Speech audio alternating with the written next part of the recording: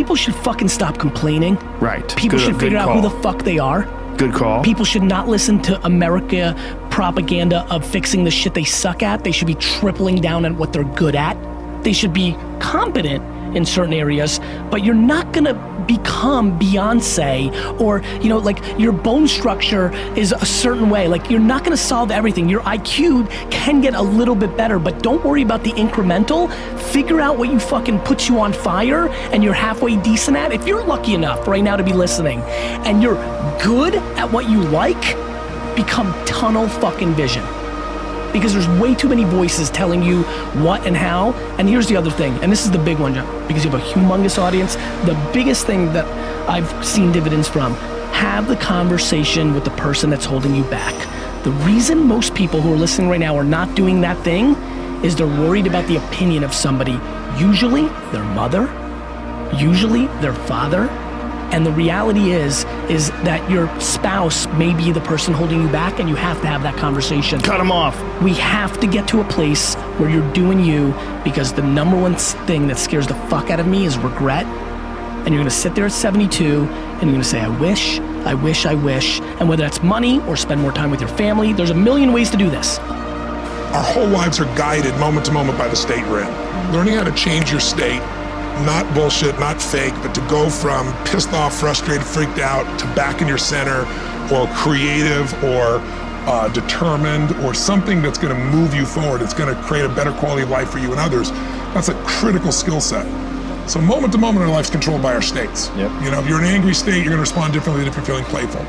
But what controls those states long term is your model of the world. Everyone has different goals and dreams and desires, but as I traveled around the world to 100 countries, I started going, holy shit, I'm seeing the same problems. What's underneath it? I began to see that there are these same 6 human needs that we all have, the same needs. We all have a need for certainty, that we can avoid pain and we can have some pleasure, some comfort. We all need uncertainty. We need variety, or we feel dead inside. If you're totally certain, you're bored. If you have total variety, you're like freak out. And it's not a balance, it's learning which of these you need more as a person. Everyone's developed a different set of values in that area. The need for significance, to feel unique, special, important, the need to feel loved, the need to grow, and the need to contribute. Some people value certainty at the top of their list. That's their center of their target. I don't want to do anything unless I know it's going to work. I don't want to do anything unless it's the same. If you change anything, they freak out.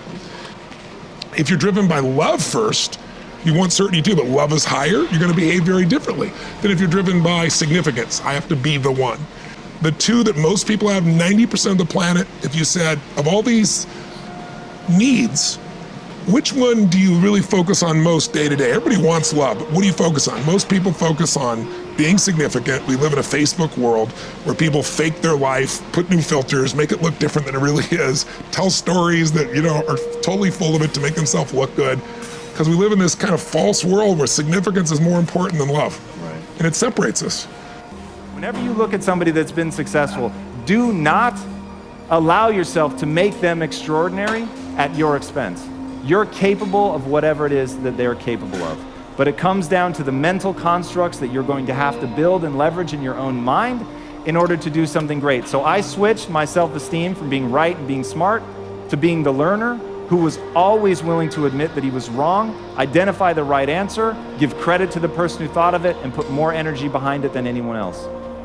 And that became my driver. People getting ready to go to jobs that they don't like, jobs that are making them sick. What is it that you could love doing 7 days a week that'll bring a smile to your face? You've got to start saying yes to your life. You've got to start saying yes to your dreams, yes to your unfolding future, yes to your... Bro, I'm doing arms tomorrow, you know. What time you want to Every year I used to say, this is my year. Huh? Ladies and gentlemen, What time you want to treat? year won't be enough. Tomorrow? How Yeah. many of you could use a good day to wait your hand? This. Fantastic. What time? All right, now, here's what I want to do. I want to share with you how you can begin When it's to fun, make this your day. what physio? Like, what chest? Chest, shoulders, triceps. I can't do shoulders now. I'm just going to come in the morning and do some bike and triceps. So I can't do shoulders. Bust them up a little bit. Yeah, so I need to wait like Yeah. Don't do what they know in life, but what they do is they operate within the context of the vision they have of themselves. So what I want to share with you is how to begin to get a larger vision of yourself and how to begin to make this your decade. Because in order to do that, it's going to be very challenging. It's going to require a lot of work on your part, an ongoing process of personal and professional self-mastery. And it's going to require that you begin to see yourself worthy of the requirements in terms of effort, in terms of commitment, in terms of action, in terms of preparation, or whatever it is that you need to do in order to take your life where you want to take it. So one of the first things I ask you to do is I want you to look at your life right now and think about something that's important to you, something that gives your life a sense of value. Think about something that you'd like to have, or something you'd like to create for you or your family or for society. I want you to hold this thought in mind. Now, one of the first things I want you to do is don't worry about the inner conversation that you're going to have. Don't worry about how you're going to do it. That's going to come. You're going to develop a plan of action. You will find the way. You'll become the kind of person that can attract the people, the resources, and everything you need in order to make that become reality. But I want you to be mindful of your inner conversation. I remember once I was sitting in an audience and Zig Ziglar, who I consider one of the greatest motivational speakers on the planet, he was giving a speech. And I was out in the audience and I saw him going back and forth, and within myself I said, I'd like to do that. I can do that. And I leaned over to the guy next to me. I said, how much do they pay him to do that? And he said, $5,000. I said, I know I can do that. And I admired him.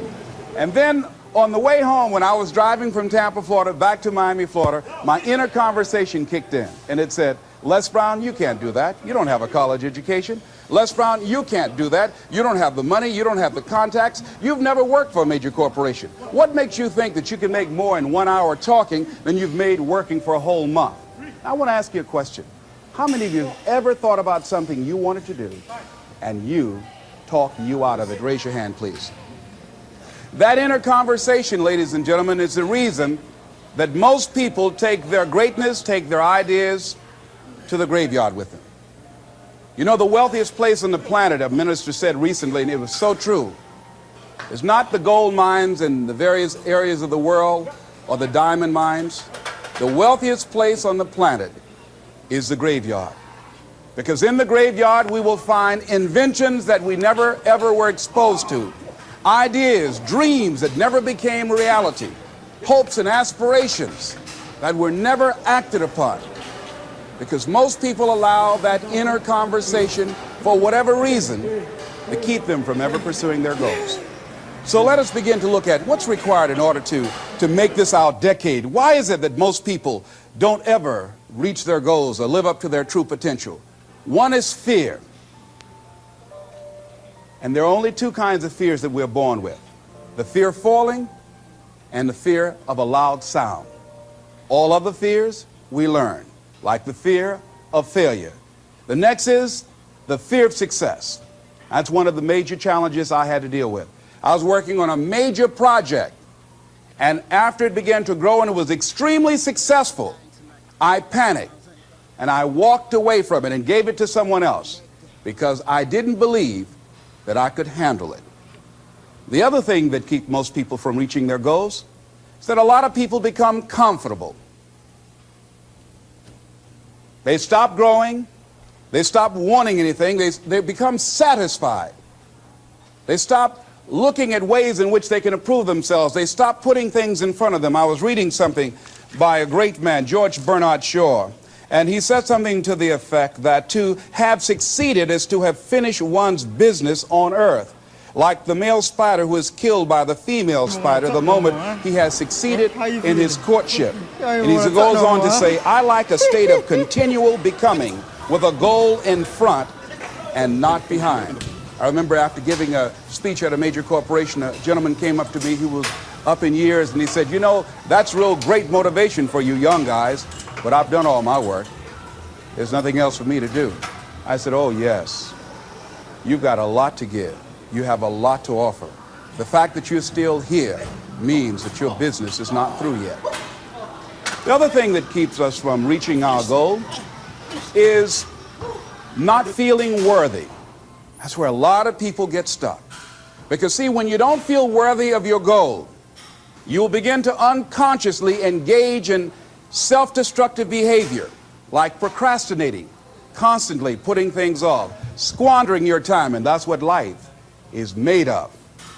Something else that keeps us from reaching our goal, and that is many times because we spend so much time complaining and blaming everybody or everything.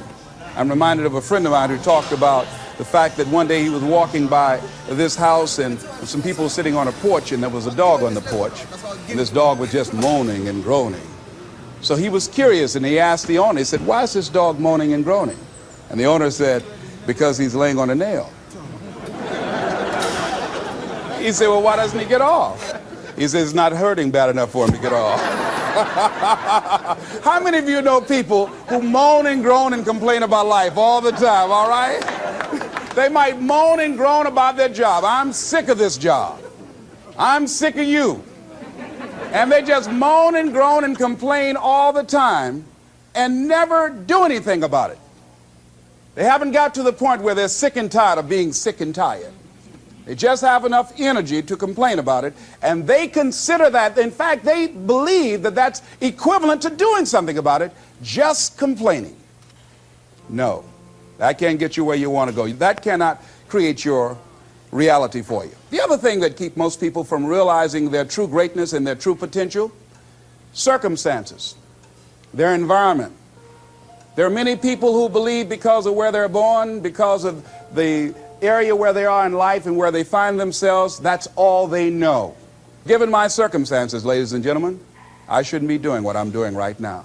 See, I know something about you, even not knowing you, that you've got greatness within you.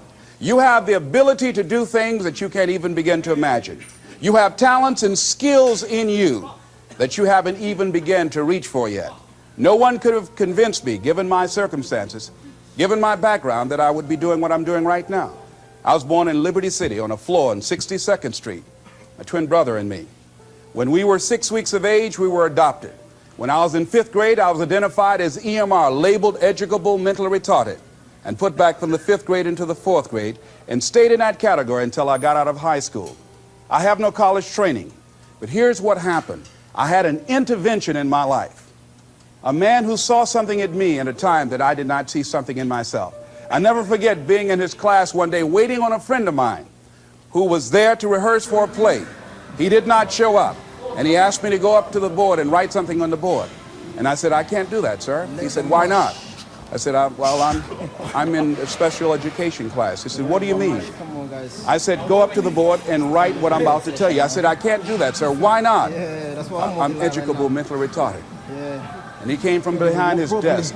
He said, "Don't ever say that again. Someone's opinion of you does not have to become your reality." And that changed my life. It was Oliver Wendell Holmes who said that once a person's mind is expanded with an idea or a concept, it can never be satisfied to going back to where it was.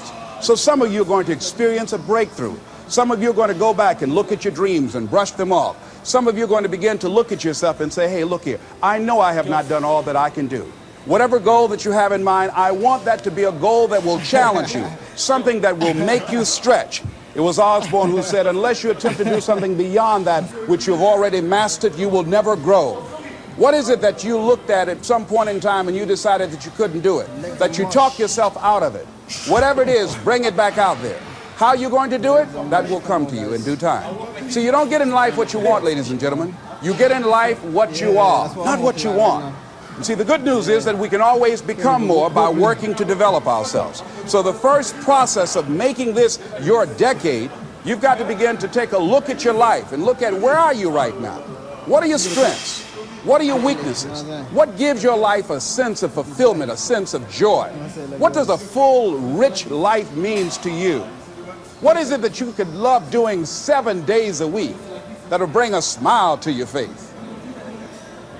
Think about that. In all the areas of your life, your professional life, your personal life, your family life, your spiritual life, what is it that you'd like to have?